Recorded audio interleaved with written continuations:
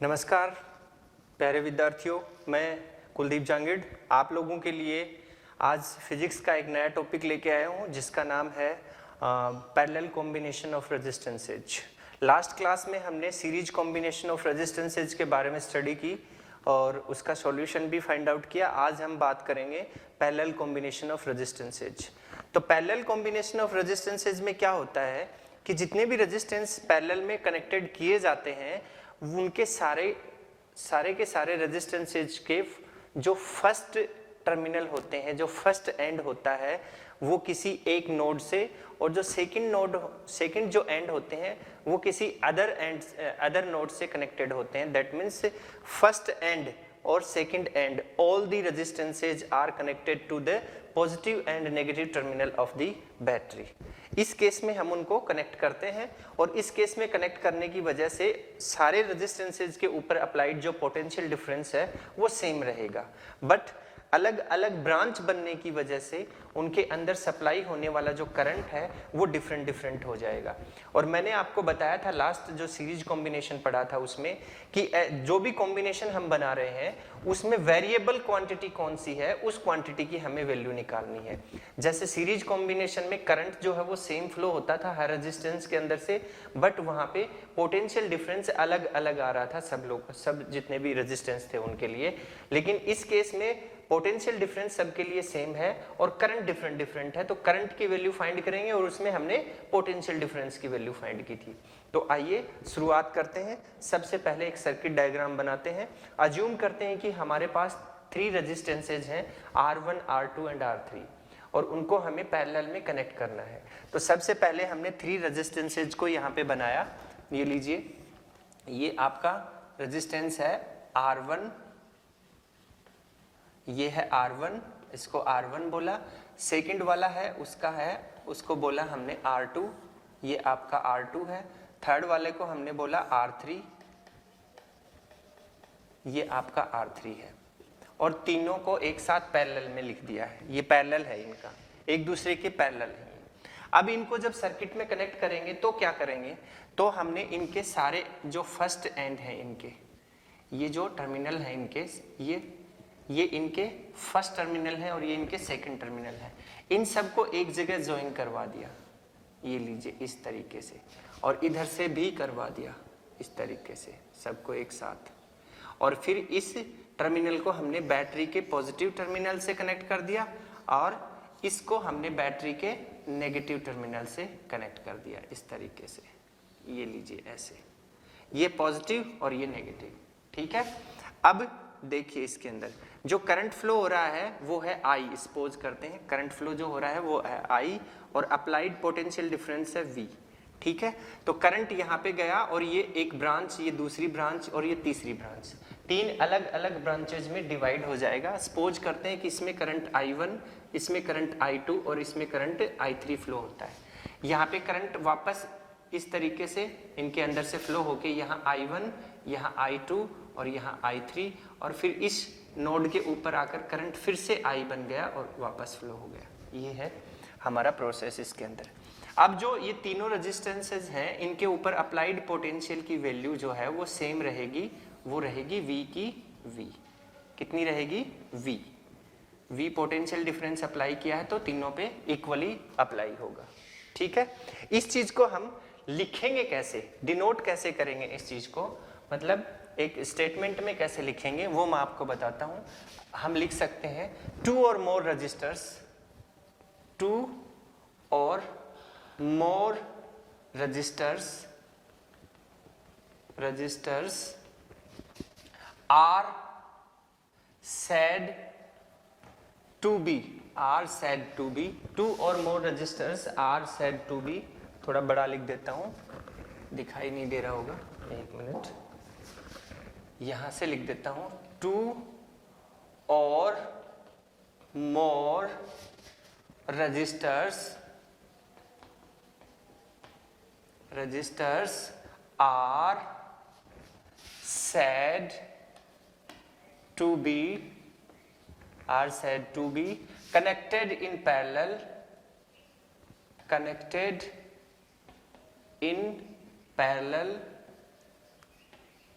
ठीक है, connected in parallel. कब बोलेंगे उनको कनेक्टेड है वो पैरेलल में? If the same potential difference, same potential difference, same potential difference exist ऐसे और लगा देते हैं, exist across these registers, across these registers। इस तरीके से हम इसको नाम दे सकते हैं कि ये किस में कनेक्टेड है, ये पैरेलल में कनेक्टेड है। ठीक है, अब देखो हम सॉल्यूशन निकालना शुरू करते हैं। सॉल्यूशन के लिए हमें क्या करना है? लास्ट क्लास में मैंने आपको बताया था कि वेरिएबल क्वांटिटी ढूंढनी है। तो लास्ट में जब हमने सीरीज में देखा तो वेरिएबल क्वांटिटी वहां पे क्या थी? Potential difference. यहाँ पे क्या है वेरिएबल क्वांटिटी? करंट। तो net current flow in the circuit is I. तो आई की वैल्यू क्या होगी? यहां से देखिए, since the net current flow in the circuit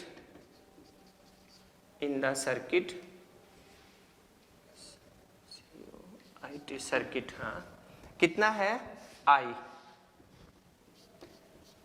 is equals to किसके बराबर होना चाहिए? I1 plus I2 plus I3 के इक्विवेलेंट होना चाहिए।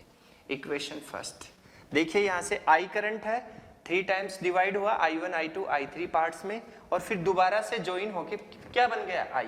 तो I की वैल्यू जो है वो इन तीनों के अलजेब्रिक सम के इक्विवेलेंट होगी। तो हमने इसको ऐसे डिनोट कर दिया, इसको इक्वेशन फर्स्ट बनाया।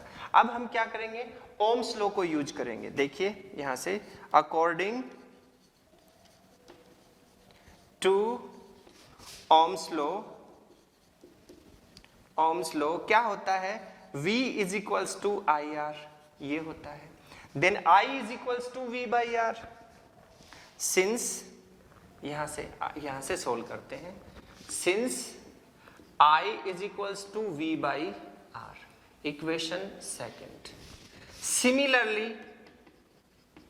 Similarly I1 is equals to V upon R1, comma I2 is equals to V upon R2 and I3 is equals to V upon R3।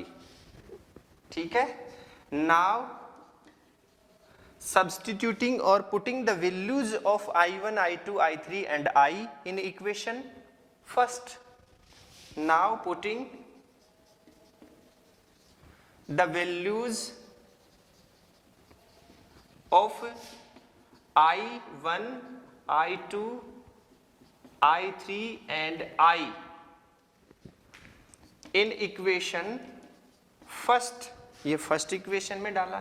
तो I की वैल्यू क्या है? I की वैल्यू V बाई आर है, V by R is equals to, यहां से I1 की value V upon R1 plus V upon R2 plus V upon R3, तीनों की वैल्यू डाल दी।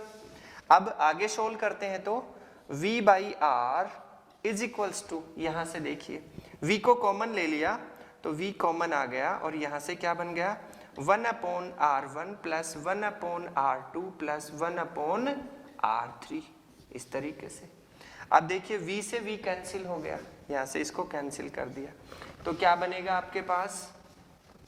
आपके पास बन जाएगा 1 upon R is equals to 1 upon R1 plus 1 upon R2 plus 1 upon R3। और ये जो है ये किसके लिए है? ये हमारे I और V के लिए है। तो हमने इसी को मान लिया इक्विवेलेंट पैरेलल रेजिस्टेंस। क्या मान लिया? Equivalent parallel resistance. तो 1 upon RP is equals to this one, ये फॉर्मूला आपके पास में निकल के आया। किसके लिए? पैरेलल कॉम्बिनेशन के लिए। ठीक है, अब इस पैरेलल कॉम्बिनेशन के लिए जो फॉर्मूला हमें मिला है, इसके लिए हम कुछ और चीजें डिफाइन कर सकते हैं, और वो क्या होंगी वो मैं अभी आपको राइट करके बता रहा हूं। तो हमारे पास जो फॉर्मूला निकल के आया वो फॉर्मूला अपना है 1 upon R P is equals to 1 upon R one plus 1 upon R two plus 1 upon R three plus and so on plus 1 upon R N if N resistances are connected in parallel. अगर n resistance parallel में connected है तो ये formula हमारे पास में निकल के आया। अब ये जो फॉर्मूला निकल के आया है इससे हम कुछ कंक्लूजन्स निकालेंगे, जैसे हमने सीरीज कॉम्बिनेशन के लिए भी कुछ कंक्लूजन्स निकाले थे। तो अब सबसे पहला कंक्लूजन जो है, जैसे मैं बोलूं नंबर 1 मैंने लिखा है यहाँ पे, व्हेन टू रजिस्टर्स, मतलब दो ही रेजिस्टेंस जो है वो पैरेलल में कनेक्टेड हो, ऐसे मैं बता रहा हूं, when two resistances are parallel it can be shown कैसे शो कर सकते हैं इनको, जैसे मैंने बोला यहाँ पे 1 upon R P is equals to 1 upon R one plus 1 upon R two, ऐसे दिखाया। सिर्फ दो ही कनेक्टेड हो उस केस की बात कर रहे हैं हम लोग। Then 1 upon R P is equals to R1 R2 LCM आया और R2 प्लस R1, ऐसे इसको सोल्व किया।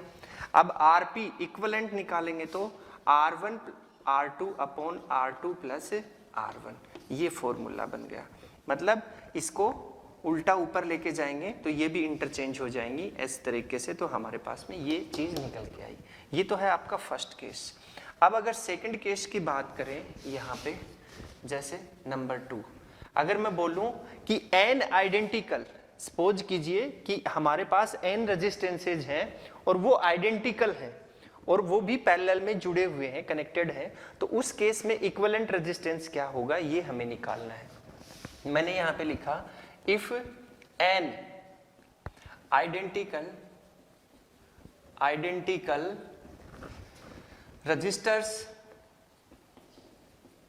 resistors are connected in parallel then, ठीक है, कैसे लिखेंगे, 1 upon R P is equals to 1 upon R plus 1 upon R plus 1 upon R plus and so on, कितने टाइम्स, n टाइम्स, तो plus n upon R. ठीक है, इस तरीके से। तो इसका इक्विवेलेंट क्या होगा, 1 upon R P is equals to, इसका इक्विवेलेंट हो जाएगा 1 upon R P is equals to कितने टाइम्स है, 1 अपॉन आर है, कितने टाइम्स आ रहा है 1 upon R into N, N times आ रहा है, तो हम लोग क्या दिखा सकते हैं, एन बाई आर। ठीक है, then R P is equals to, interchange करेंगे तो आर बाई एन, ये आपके पास में फॉर्मूला बन गया है सेकंड केस के लिए।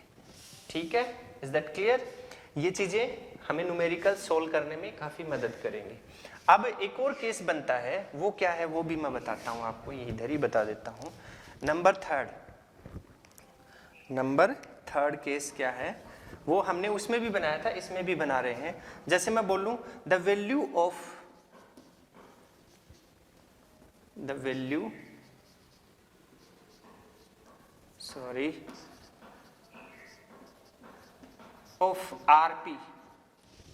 Of RP. देखो, जब हमने सीरीज कॉम्बिनेशन पढ़ा था तो उसमें जो इक्विवेलेंट रेजिस्टेंस आया था आरएस, वो रेजिस्टेंस की वैल्यू, उस रेजिस्टेंस का मैग्नीट्यूड सर्किट में कनेक्टेड जितने भी रेजिस्टेंसेस थे उनसे ज्यादा रहता है, हमेशा उनसे हमेशा मैक्सिमम रहेगा, उनसे हमेशा ज्यादा रहेगा, मोर देन होगा उनसे हमेशा। ये बात मैंने आपको बताई जब हमने सीरीज कॉम्बिनेशन पढ़ा। अब हम बात कर रहे हैं पैरेलल कॉम्बिनेशन की। तो पैरेलल कॉम्बिनेशन में जो इक्विवेलेंट रेजिस्टेंस आया है आरपी, उसकी जो वैल्यू है, उसका जो मैग्नीट्यूड है, वो हमेशा लेस देन होगा किससे, इसके अंदर कनेक्टेड सबसे छोटे रेजिस्टेंस की वैल्यू से। जैसे सपोज कीजिए R1 की जो वैल्यू है वो सबसे कम है किसके अंदर, इस सर्किट के अंदर जिसमें हमने इसको कनेक्ट किया है, तो इसका जो इक्विवेलेंट निकलेगा वो इक्विवेलेंट इस R1 से भी छोटा होगा, इस R1 से भी उसका मैग्नीट्यूड छोटा रहेगा हमेशा। ये बात हमें याद रखनी है, सीरीज में हमेशा बड़ा और पैरेलल में हमेशा छोटा। तो तो उस चीज को मैं यहाँ पे डिनोट कर रहा हूँ। आरपी इज स्मॉलर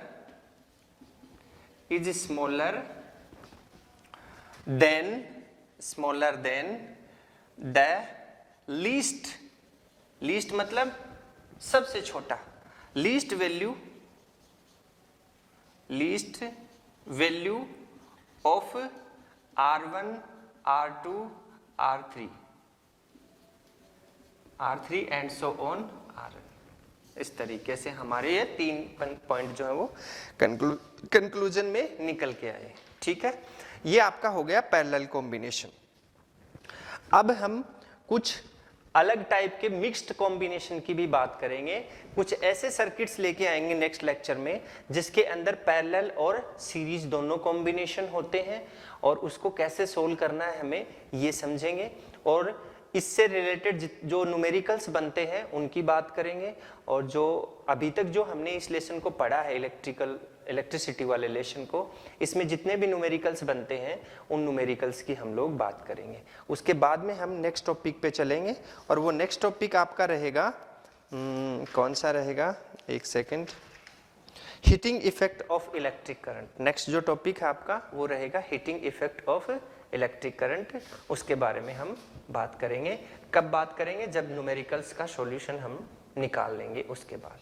ओके, आज के लिए इतना ही। नेक्स्ट क्लास में फिर मिलते हैं कुछ न्यूमेरिकल्स के साथ और कुछ सीरीज और पैरेलल कॉम्बिनेशन के दोनों मिक्स्ड कॉम्बिनेशंस के साथ में कुछ प्रॉब्लम्स लेके। तब तक के लिए आप लोग खुश रहें, स्वस्थ रहें और पढ़ाई करते रहें। Thank you, thanks a lot everybody.